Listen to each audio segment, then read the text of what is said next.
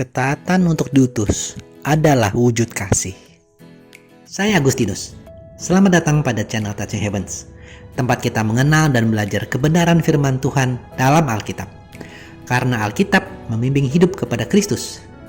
Mohon like dan subscribe untuk membantu channel ini bertumbuh dan firman Tuhan semakin diwartakan. Pada hari ini kita membahas seorang tokoh di Perjanjian Baru yang dapat kita teladani ketaatannya. Tokoh ini terlibat dalam sejarah pertobatan Saulus. Tokoh ini bernama Ananias. Mari kita baca firman Tuhan dalam Kisah Para Rasul bab 9 ayat 10 hingga 18 berikut ini. Di Damsyik ada seorang murid Tuhan bernama Ananias. Firman Tuhan kepadanya dalam suatu penglihatan. "Ananias," jawabnya, "Ini aku, Tuhan." Firman Tuhan, "Mari, pergilah ke jalan yang bernama Jalan Lurus, dan carilah di rumah Yudas, seorang dari Tarsus yang bernama Saulus. Ia sekarang berdoa." Dan dalam suatu penglihatan ia melihat bahwa seorang yang bernama Ananias masuk ke dalam dan menumpangkan tangannya ke atasnya, supaya ia dapat melihat lagi. Jawab Ananias, "Tuhan, dari banyak orang telah kudengar tentang orang itu, betapa banyaknya kejahatan yang dilakukannya terhadap orang-orang kudus-Mu di Yerusalem. Dan ia datang kemari dengan kuasa penuh dari imam-imam kepala untuk menangkap semua orang yang memanggil nama-Mu."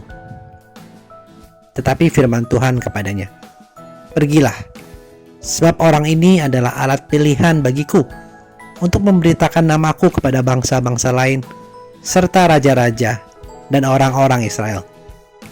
Aku sendiri akan menunjukkan kepadanya betapa banyak penderitaan yang harus ia tanggung oleh karena namaku." Lalu pergilah Ananias ke situ dan masuk ke rumah itu.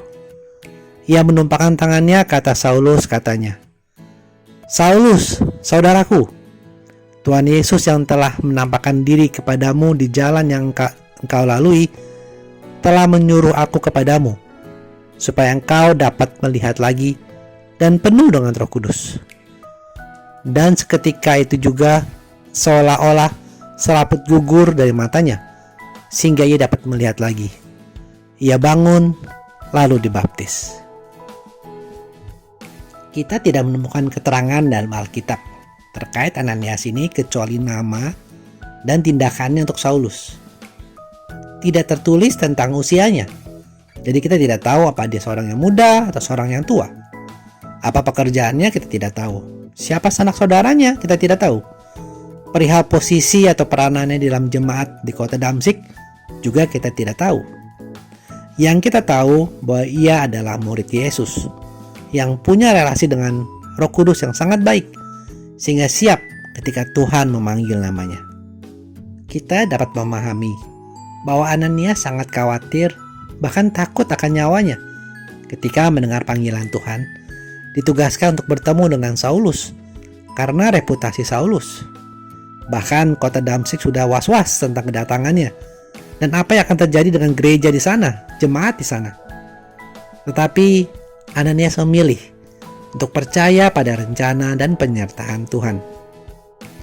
Hal pertama yang disampaikan oleh Ananias kepada Saulus adalah, "Saulus, saudaraku," atau dalam bahasa Inggris, "Brother Saul." Dapat kita bayangkan betapa bahagianya Saulus mendengar salam ini dari Ananias. Saulus yang saat itu buta dan baru ditegur oleh Tuhan Yesus sendiri bahwa tindakan dan pegangan hidup yang selama ini dipikir benar dan berkenan ternyata adalah tindakan menganiaya Tuhan sendiri. Betapa Saulus pasti bersemangat mendengar dan tahu bahwa ini adalah sapaan dari seorang teman, bahkan seorang saudara. Setelah kejadian ini, tidak tercatat lagi dalam Alkitab tentang Ananias. Kita tidak tahu apakah Ananias terus melakukan hal-hal besar di gereja atau di dunia. Yang kita tahu, Ananias menghilang dari kehidupan Saulus saat dia menjadi Paulus. Dengan cara yang sama, tidak tertulis lagi dia di dalam halaman-halaman kitab suci. Teman-teman, seperti halnya interaksi kita dengan orang lain, mungkin kita khawatir atau kita takut. Seringkali kita tidak tahu apakah perkataan kita tepat dengan situasi atau dapat menjadi berkat bagi orang lain atau tidak. Tapi hal ini janganlah membuat kita berhenti, melainkan marilah kita terus mengatakan kebaikan atau dorongan atau empati menjadi berkat untuk orang lain. Tidak apa-apa kalau setelah itu kita menghilang, karena kita tidak semua dipanggil untuk menjadi seorang Paulus. Tidak semua mempunyai kapasitas ataupun panggilan untuk menjadi orang yang berada di depan, seorang pemimpin, atau seorang yang dikenal karena pengaruhnya. Tapi teman-teman, kita semua dipanggil untuk menjadi Ananias. Selama kita masih hidup, bergerak sebagai makhluk relasional, makhluk sosial di tengah jemaat dan masyarakat. Kita dimaksudkan untuk menjadi garam dan membawa terang dalam interaksi kita dengan sesama. Kita dimaksudkan untuk melihat dan melihat dengan harapan dimanapun rencana Tuhan menempatkan kita.